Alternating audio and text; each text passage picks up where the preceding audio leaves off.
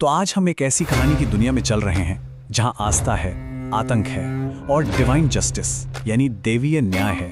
चलिए शंकासुर की इस कहानी को करीब से जानते हैं। एक ऐसी कथा जो होली के रंगों के पीछे छिपी हुई है। ये पंक्तियां हमें सीधे उस महान रक्षक की कहानी में ले जाती हैं जिसका नाम होली के हर रंग में गूंजता है। देखिए, ये कहानी सिर्फ एक इंसान की नहीं बल्कि उस यकीन की है जो हमेशा बुराई पर अच्छाई की जीत का प्रतीक रहा है।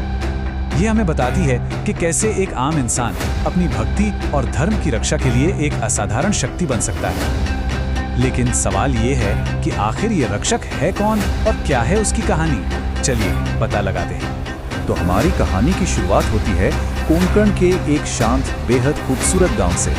हवा में होली के त्योहार की खुशबू है, एक अलग ही उत्साह है और तैयारियां वो तो बस पूरे जोरों पर हैं।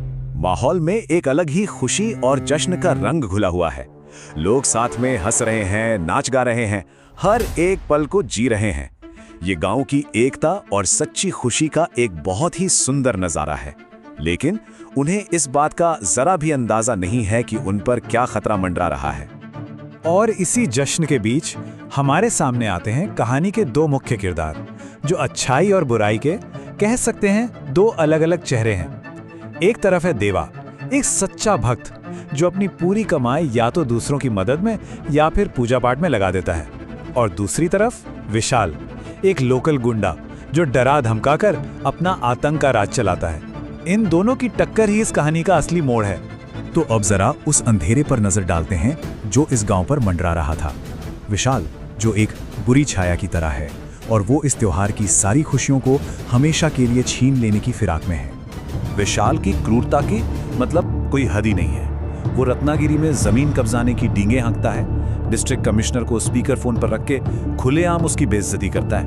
और उसकी नीचता तो देखिए, वो अपने लिए लड़कियों की मांग करता है और त्योहार के दौरान गांव में दहशत फैलाने का पूरा प्लान बनाता है। उसके लिए कानून और इंसानियत कोई मायने नहीं रखते। लेकिन कहते हैं ना, जब अधर्म और पाप अपनी हदें पार कर जाता है तो दूसरी तरफ एक दैवीय शक्ति भी जाग उठती है। देवा को एक भविष्यवाणी के तौर पर एक रहस्यमयी चेतावनी मिलती है। एक रात देवा एक सपना देखता है। एक दिव्य रोशनी में उसे भगवान विष्णु की एक परछाई दिखाई देती है जो उससे कह रही है, समय आ चुका है पुत्र, तुम्हारे अंदर सोए हुए शंकासुर को जगाने का। ये कोई मामूली सपना नहीं था। और वो आवाज आगे कहती है, अपनी शक्ति को पहचान, अपने धर्म को स्मरण कर, जाग पुत्र जाग। ये देवा के लिए एक सीधा बुलावा था, अन्याय के खिलाफ एक रक्षक बनने का बुलावा था।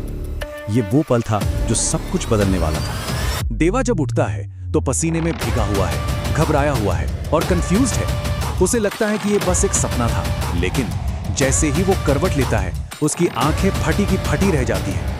उसके बगल में शंकासुर की एक पूरी पोशाक रखी हुई है। अब ये साफ था, ये कोई सपना नहीं था बल्कि एक इशारा था उसके आने वाले अजीब बर्ताव और एक भयानक बदलाव का। और फिर वो रात आ ही जाती है। होलिका दहन का उत्सव आतंक की रात में बदलने वाला था। यहीं से कहानी एक बहुत ही भयानक मोड़ लेती है। चीजें बहुत तेजी से घटती हैं। शाम को एक पारंपरिक डांस के दौरान देवा अचानक हिंसक हरकतें करने लगता है और फिर बेहोश हो जाता है।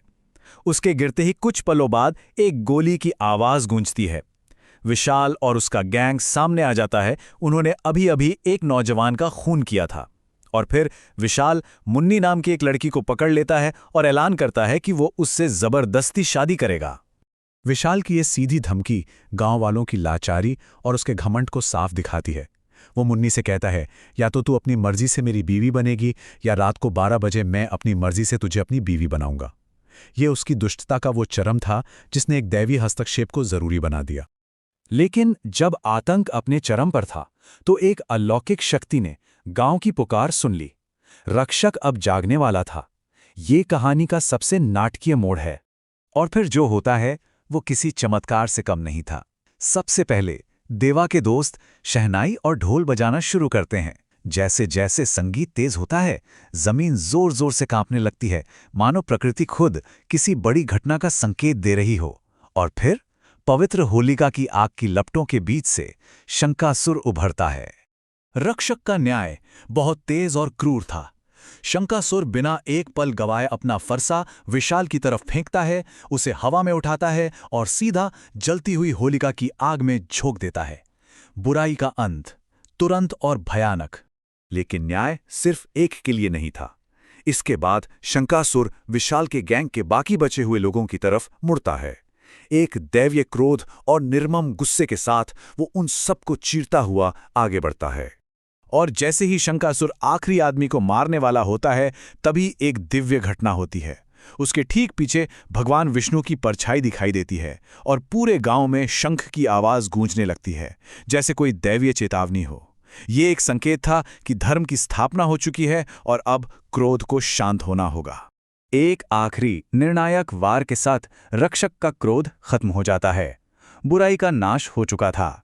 गांव में फिर से शांति और धर्म की स्थापना हो गई थी। डिवाइन इंटरवेंशन का काम पूरा हो चुका था और इसी के साथ ये अमर कहानी भी यहीं खत्म होती है। तो सवाल ये उठता है कि इस कहानी से हमें क्या समझना चाहिए?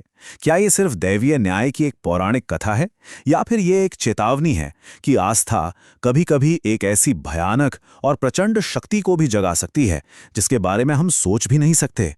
इस पर विचार जरूर कीजिएगा।